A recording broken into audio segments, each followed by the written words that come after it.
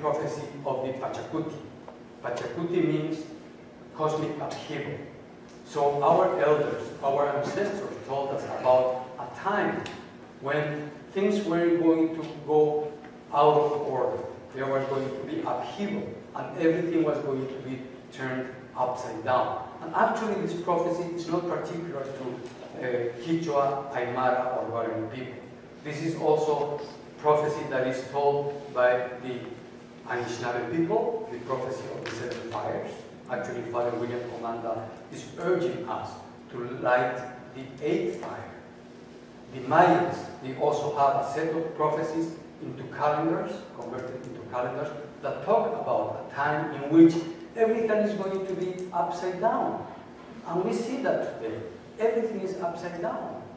You know, again, with one of my courses, we did a research to see how many women there were in legislative powers throughout the planet.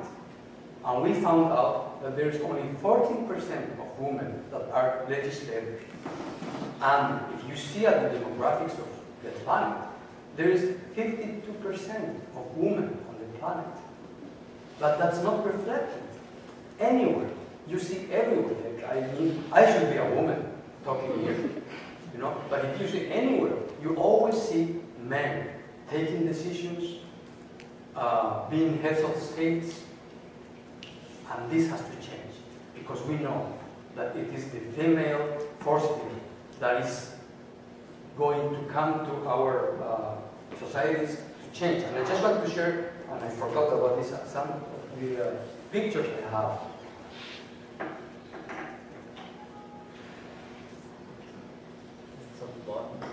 Oh, is it here? Yeah.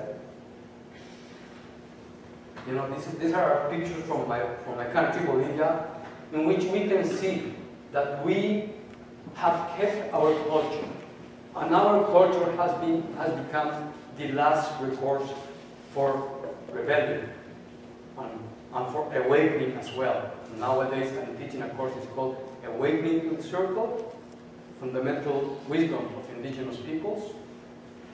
And this is what I talk about, that we are trying to recuperate the way we used to understand everything. And we are trying not to dwell on the Western world. Because for us, the patriarchal model has failed miserably. And we need to build a new society, a new set of relationships with everything based on our cultures. And that's why, that's the last one. Let me just go to the first slide here. So we went through a very violent process of change. This is the first war of water, the strategic war that happened in Bolivia in the year 2000. This is in Cochabamba. You can see here Evo Morales. Then he was just a union leader, a very local union leader. Today he's our president. And actually today he is the leader of all indigenous peoples in the Aguayala, the Americas. And clearly here you can see already that women have always been at the forefront of our struggles. You can see, especially in the slide here on your right, that there is a Cholita, there is an indigenous Quechua woman. She's confronting the whole police army. And you can see pictures of Bolivia always like that. It's always women in the center of our societies and at the forefront of our struggles. Again, this is a very violent time of changes. This is when we were kicking out Pestel, a transnational corporation that privatized our water. And you can see here the violent years that took place between the year 1998 to 2005, more or less. And in 2000, and this was very common in these past, 10 years. You know, people, indigenous peoples, marching. Because we couldn't wage war, because we're peaceful in nature. So we decided to march, because we are the geography, we are the territory. See, just the territory expressing itself when we march. And then there was a new awakening for us, indigenous peoples in Bolivia, because we recuperated our flag, the huipala, And we named Evo Morales our leader as indigenous peoples of the Abya Yala in Tiwanaku, one of the oldest ruins of our ancestors. That was January 22nd, 2006. And again here you see Evo Morales surrounded by women. Not like him, but me too, I'm surrounded by women. I have like my mom, my 2 daughters, my wife, and a cat, female cat. And that's not a chance. It's because I need to be strong. And I need to be strong because I have women like everywhere. I have a class in my classes. 90% of my students are women. And they come to my classes not by chance. It's because they are ready to listen to this message. Here's my brother Evo Morales. And here you can see organized indigenous peoples. They are marching and they are showing that we are strong. We have decided to change our society, but not only in our country, but we have taken up the international agenda, and that's why we have the climate conference in Cochabamba, Bolivia. And now we're trying to move forwards. And again, Bolivian women, Quichua, Guarani women, and here the miners, who are essentially indigenous peoples. Again, Evo Morales with the Chachawarmi, as I mentioned before, is the man-woman parity. And here we have the first legislative power that is comprised of 50% women in the whole history of humanity. This is the first time ever that a legislative power has half of its members women. And of course, you can also see indigenous peoples there. Before, in the Bolivian legislative power, there was only Spanish that was spoken.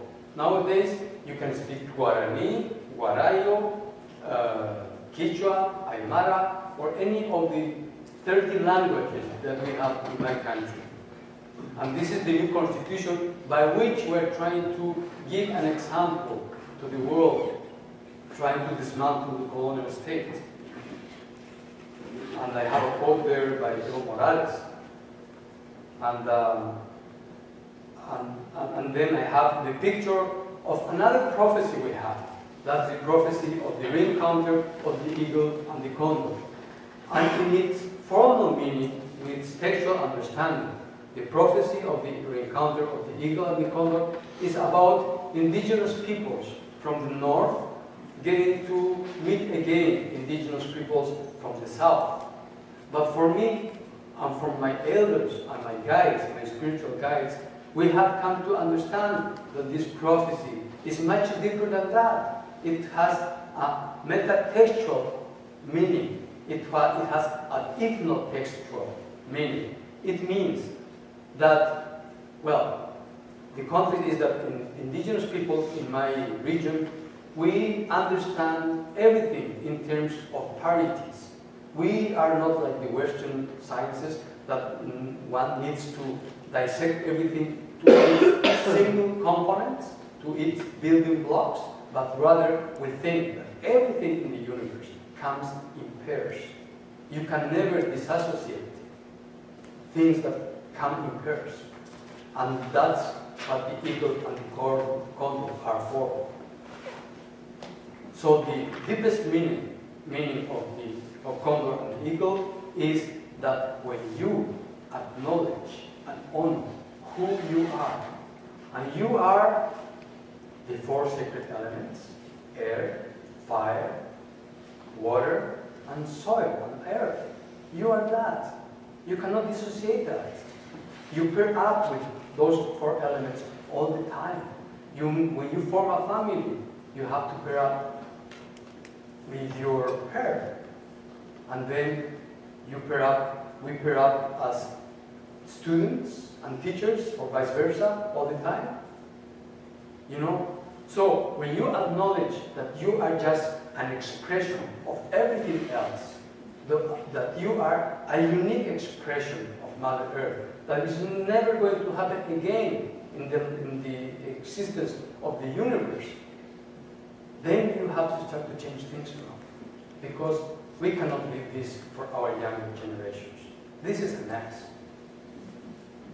We have to change it. And the first thing that we have to change is the way we organize ourselves. You know, in the discussions that we have leading to this second Indigenous Sovereignty Week, I kept on posing the notion that we have to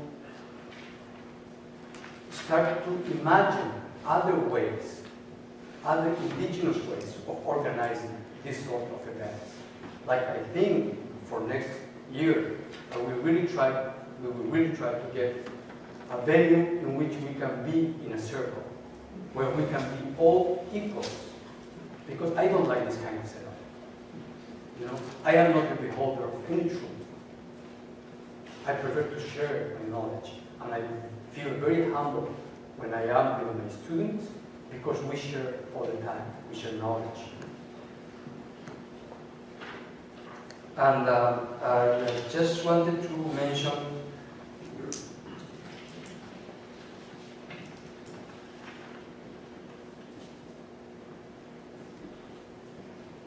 yeah, well, I have a lot to mention, but I think I will leave it at that, and I will be space open for questions and answers.